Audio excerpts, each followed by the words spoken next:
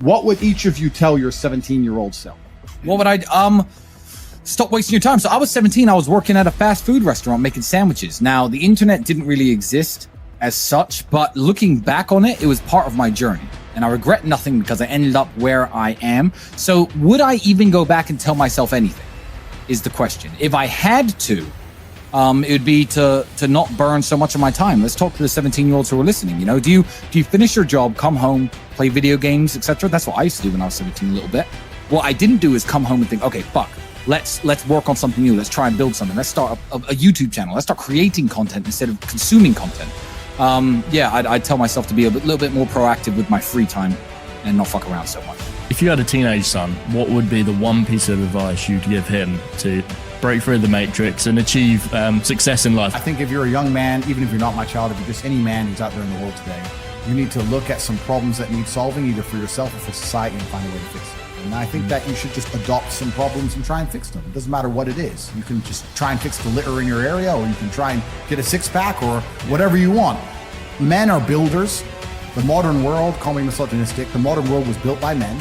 Every building you're in was built by men. Every road you drive on was built by men. We're builders, we build things, and that's what you should be focused on. Have you got any advice for 21-year-olds who, I guess, seem pretty lost and they don't really know which direction to go in?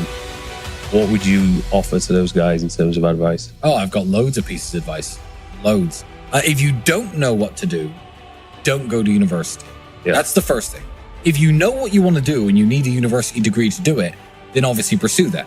If you don't know what you want to do, going to university is going to burn 3 or 4 years of your time and likely get you into a bunch of debt and a bunch of trouble that you don't need. 2, don't waste time. Yeah, don't waste time on frivolous pursuits. Stop trying to live like the man unless you've actually become the man first. And that means women.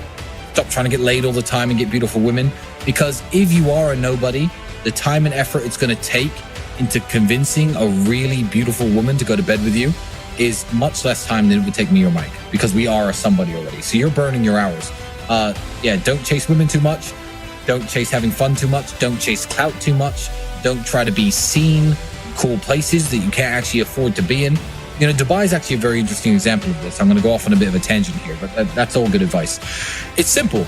Dubai is a very good example of this because Dubai is a place where people can look like they're doing something big when they're doing absolutely nothing at all. Mm-hmm. There are hotels in Dubai, like the hotels I stay at, that are 1, 2, 3 grand a day, 10 grand a day. They do exist.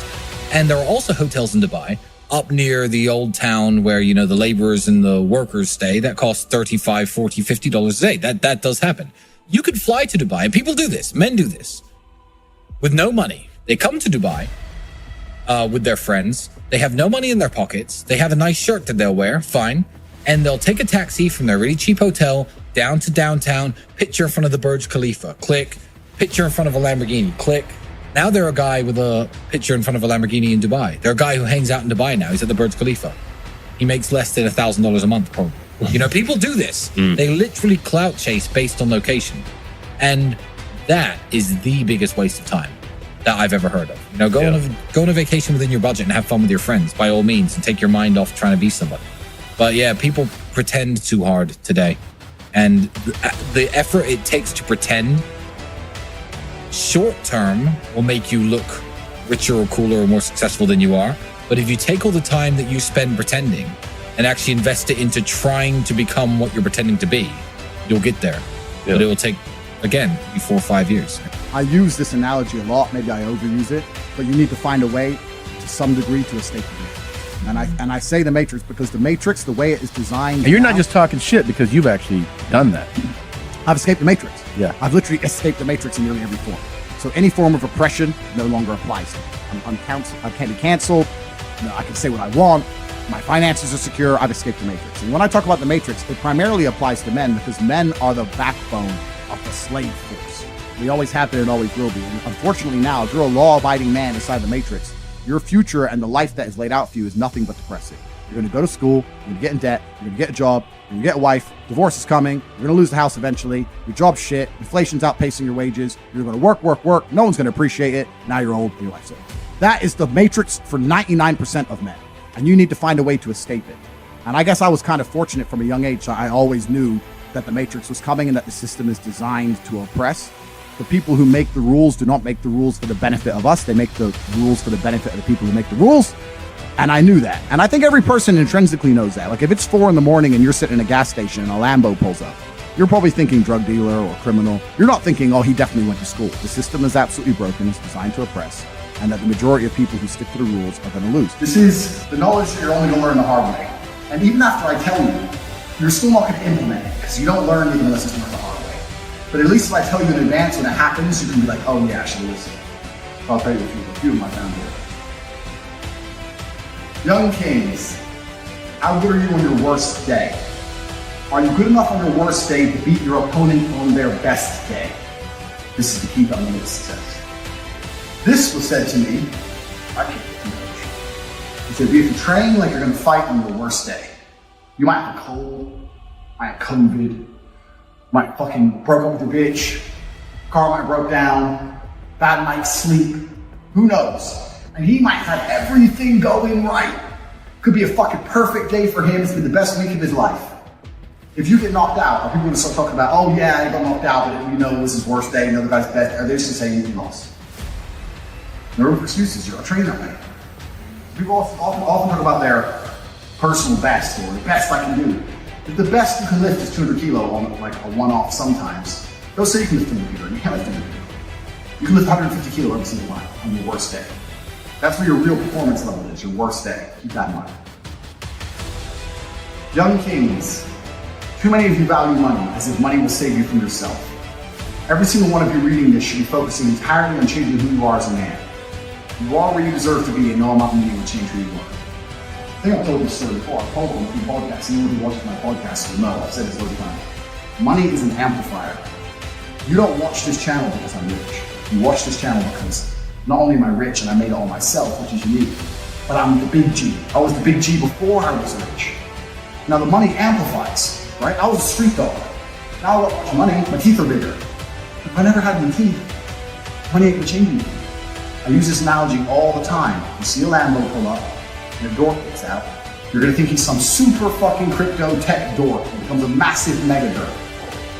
You see a Lambo pull up, and a big G gets out, now he's a boss. The car amplifies who the person is. It doesn't change who the person is. The car is not gonna make the geek a mob boss. It's just gonna amplify who he already was. Money's an amplifier. So a lot of you people are out here chasing money, you need to strongly look at who you are as a character. Why I think I fight. Do I enjoy it? No. Do I enjoy training? No. Do I enjoy cutting weight? No. Am I nervous? Yes. Do I think to myself, what am I doing? Yes. Completely. Unfortunately, it's one of those things you're either born with or you're not. And the only way I can explain it, to try and make it make any sense, is that if I'm not doing something which is either extremely difficult or extremely stressful, I'm in a perpetual state of crippling boredom. I can't explain it. I see other people live their lives and they're like, oh, I can't wait for the weekend because I want to watch this movie. I think, who cares about a movie? You're looking forward to the weekend for a movie? Looking forward to the weekend to get drunk? Like, these things to me are so mundane. They mean nothing. And if I don't fight, if I'm not in a situation where I'm stressed or worried or concerned, I'm just perpetually bored. And boredom's crippling. If you're an intelligent person and you've got a good brain on your shoulders, you can't just sit there bored, you know? So most smart people take the academic route to avoid boredom. They learn, but that's never really interested me either. Although I've always been an intelligent guy and I've always done well academically, it never really interested me. And then I see people climb Mount Everest or jump off buildings or do base jumping, or the guy who jumped from space. People think, what's he doing? He's crazy. I understand. Because some people can't live normal lives. Some people cannot just function 9 to 5 office job, get drunk at the weekends. That is not for some individuals, and it's not for me. So I have to find something which keeps me physically tired enough to stop me going AWOL. And mentally tired enough, and I've chosen fighting, because without this, when I'm not in training, I wake up every day and think, okay, what am I gonna do today? It's 9 a.m. on a Tuesday, I'm bored. It's just a random lifestyle, so I'm constantly looking for never-ending entertainment, and it doesn't exist. I think the only thing that could stop me fighting is if I had enough money to constantly entertain myself. Unless I'm a billionaire, I need something that keeps me focused and keeps me occupied in life. With fighting, I have to train twice a day and I have to train hard. The stress it brings in every aspect can replace fun, and my mind is occupied. It occupies me. It's the only way I can try and explain it. It occupies me, and I could never stop doing this even if I lost 100 fights.